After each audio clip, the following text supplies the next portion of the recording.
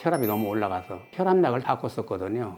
좀 이상이 울렁거리고 메식고 어지럽고 그걸래 식탁에 앉아서 물 한 모금 마셨는데 의식을 잃고 바닥에 쓰러졌어요. 그러고 나서 그 다음날 허리가 끊어지게 아파요. 그래서 가까운 정형외과 가서 사진 찍어보니 척추 4번이 이렇게 골절이 돼 있어요. 그러면서 너무나 아파요. 그러나 그 뒤에는 조금씩 더 아파지고 너무 못 견디겠는 거예요. 이게 구급차 타고 가서 MRI 찍더니 골절이 굉장히 고통스러운 자리라고. 골절 부위가 너무 심하게 파손이 됐기 때문에 여러 조각이 났대요. 시술인데 그 시멘트 시술이라고 하더라고요. 시술했더니 시술하고 나서 그때부터 허리 통증은 없어졌어요. 허리 통증은 별로 못 느끼고 단 엉치가 아팠어요. 양쪽 엉치가 그렇게 아프더니 여기 사타구니서부터 무릎 위에까지 이 앞에 근육 이게 당기고 쑤시고 해가지고 힘들었어요.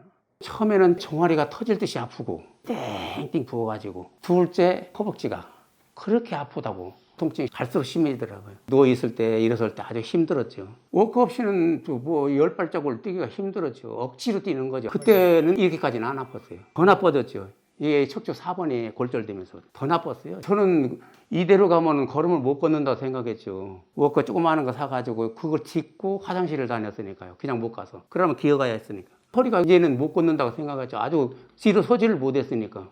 이 환자분 말씀 잘 들으셨습니까? 저희는 넘어지거나 또는 무리한 일이나 운동을 한 후 갑자기 악화된 협착증 증상이 일반적으로 치료가 훨씬 더 쉽고 빠르다고 말씀드리고 있습니다. 알고 보면 너무나 당연한 얘기입니다. 왜 이런 갑작스러운 협착증 증상 악화가 치료가 더 쉬운지는 이 환자분 MRI 영상을 보고 나서 설명드리겠습니다. 이 환자분은 협착증 수술 후 넘어지면서 척추 압박골절이 발생하고 동시에 엉덩이와 다리 증상이 협착증 수술 이전보다도 훨씬 더 심하게 악화된 환자분입니다. 일반적으로 압박골절이 생기면 골절된 부위에 극심한 통증, 그래서 주로 허리 통증이 발생합니다. 그런데 넘어지고 난 후 다리나 엉덩이에 저림 증상과 통증이 새로 생겼다면 또는 다리나 엉덩이 저림 증상과 통증이 심해졌다면 이건 압박골절 증상이 아니고 협착증 증상이 새로 생겼거나 또는 악화된 거라고 봐야 합니다. 그래서 압박골절과는 별도의 협착증 치료가 필요한데 이 갑작스럽게 악화된 협착증 증상의 치료가 일반적으로 더 쉽다는 것입니다. 이분 MRI를 보시면 4번, 5번과 5번, 1번에 협착증 수술, 즉 감압술을 한 흔적이 보입니다. 두꺼워진 황색 인대를 제거해서 척추 안의 공간을 넓힌 것으로 보입니다. 이렇게 수술했어도 신경가지가 척추 좌우로 빠져나가는 추간공은 여전히 노화와 퇴행으로 인해 좁아져 있는 상태입니다. 이런 상태에서 척추가 충격을 받으면 협착증 증상이 심해질 수 있습니다. 이분도 협착증 수술 후에 집에서 넘어지신 후 그 충격으로 척추에 압박골절이 발생하면서 심한 허리 통증이 생기고 동시에 엉덩이와 다리의 협착증 증상이 수술 전보다도 훨씬 더 심해집니다. 그래서 환자분 표현으로는 이제 못 걷게 됐구나 라고 생각하셨다고 합니다. 그런데 이런 갑작스러운 협착증 증상의 악화, 특히 넘어지거나 또는 무리한 일이나 운동 후 악화된 증상이 왜 치료가 일반적으로 훨씬 더 쉽고 빠를까요? 협착증은 노화에 의해 척추가 늙어가면서 척추뼈 사이에 있는 신경구멍이 서서히 막히면서 다리나 엉덩이에 통증이나 저림 증상 또는 마비 증상을 만드는 질환입니다. 그런데 넘어졌다고 해서 또는 어느 날 무리한 일을 했거나 무리한 운동을 했다고 해서 신경구멍이 갑자기 더 좁아지지는 않습니다. 넘어지거나 무리해서 협착증 증상이 갑자기 악화되는 이유는 이미 약해지고 문제가 있던 척추 주변 근육이 충격과 무리한 동작들에 의해 심한 기능적인 문제들이 생기면서 심하게 뭉치고 굳어버리고 뒤틀리게 되었을 가능성이 높기 때문입니다. 이렇게 근육들이 뭉치고 굳고 뒤틀리게 되면 협착증 증상은 훨씬 더 심하게 됩니다. 왜 그럴까요? 척추 주변 근육이 척추를 잘 지지해주면 협착증 증상이 줄어들고 근육이 척추를 잘 지지해주지 못하면 협착증 증상은 악화되기 때문입니다. 그래서 근육이 없거나 근육에 문제가 있는 분들은 협착증 증상이 훨씬 더 심해집니다. 그러므로 이렇게 갑자기 악화된 협착증 증상을 치료하기 위해서는 입원해서 완전히 휴식을 취하는 상태에서 하루에 4에서 5회